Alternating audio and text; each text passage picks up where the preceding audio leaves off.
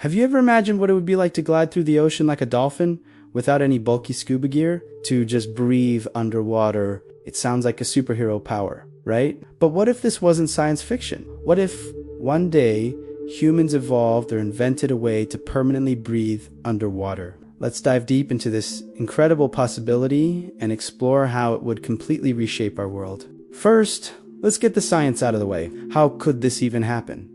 We're not fish. Our lungs are designed for air, not water. One futuristic idea is advanced bioengineering. Imagine tiny, nanobot-infused artificial gills that integrate with our circulatory system. These gills would filter oxygen directly from the water into our bloodstream, just like a fish's gills do. Or perhaps we could undergo genetic modification, developing a hybrid respiratory system that could switch between air and water. It's a mind-bending concept, but for the sake of our journey today, let's assume we've cracked the code. We can now breathe underwater. The moment this happens, 70% of our planet, the vast, mysterious ocean, suddenly becomes our backyard. The first thing we'd see is a massive wave of exploration. Think about it. We know more about the surface of Mars than we do about our own ocean floors. With the ability to live and breathe down there, we could chart every trench, every hydrothermal vent, and every sea. We'd uncover countless new species. From bizarre deep-sea creatures to microscopic organisms that could hold the key to new medicines and technologies, the Mariana Trench wouldn't be a dangerous, extreme pressure challenge. It would be a new frontier to explore. The age of underwater pioneers would begin naturally. Where humans go, civilization follows. The next logical step would be building underwater cities. These wouldn't be the clunky, domed habitats you see in movies. We could build directly into the environment. Imagine cities carved into undersea cliffs, powered by geothermal vents and ocean currents. Bioluminescent plants and animals could light up our streets. We'd travel through a network of submarine highways or by riding tamed sea creatures. Okay, maybe that's a bit much, but you get the picture. Agriculture would also change. We'd cultivate vast farms of nutrient-rich seaweed and algae. Fish and other marine life could be farmed in sustainable, open-ocean ranches. This could solve global food shortages, offering a new, abundant source of protein for the world. Our economy would be completely revolutionized. A new blue economy would boom. Underwater mining for rare earth minerals could become a reality, but it would come with huge risks. We'd have to be incredibly careful to avoid destroying fragile marine ecosystems. We've made mistakes on land. We can't afford to repeat them in the ocean. New jobs would appear that we can't even imagine today. Marine architects, deep-sea farmers, coral reef gardeners, submarine traffic controllers. The possibilities are endless. Tourism would also reach a new level.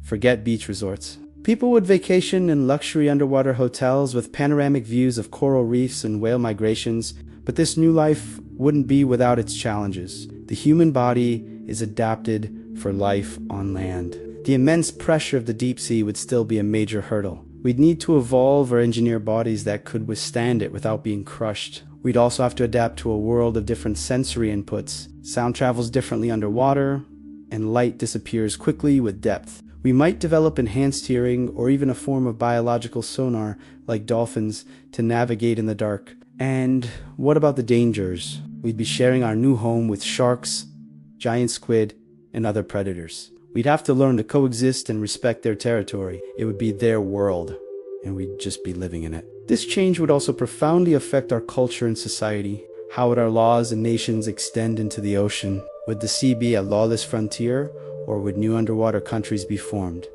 Maritime law would need a complete overhaul. A new generation of children born and raised underwater might feel more at home in the sea than on land. They could develop unique physical traits, like more streamlined bodies or larger eyes for low-light conditions. This could eventually lead to a new subspecies of human, Homo Aquaticus. We could see a great divide between the land dwellers and the sea dwellers, creating new social and political tensions. The environmental implications are staggering. On one hand, living in the ocean could give us a profound connection to marine life, making us its ultimate guardians. We could work to restore dying coral reefs, clean up plastic pollution from the inside out, and protect endangered species firsthand.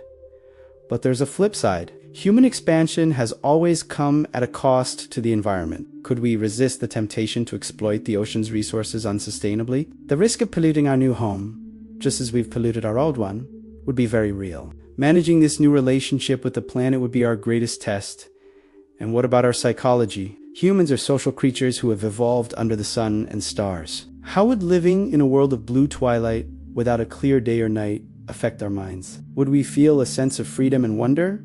Or would it lead to feelings of isolation and claustrophobia? Our art, our music, our stories, they would all be transformed by this new, fluid existence. New myths and legends would be born from the deep. So, if we could breathe underwater, it would be far more than just a cool party trick. It would be the single greatest transformation in human history since we first walked out of Africa. It would open up a new world of possibilities, but also present us with immense challenges and responsibilities. We would become a two-world species, straddling the line between the land and the sea. It forces us to ask a big question.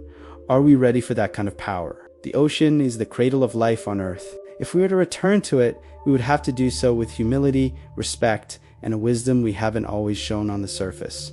What do you think? Would you take the plunge and choose a life beneath the waves? Let me know your thoughts in the comments below. Thanks for watching, and if you enjoyed this journey into the deep, don't forget to like, subscribe, and hit that bell to join us on our next exploration. And stay curious,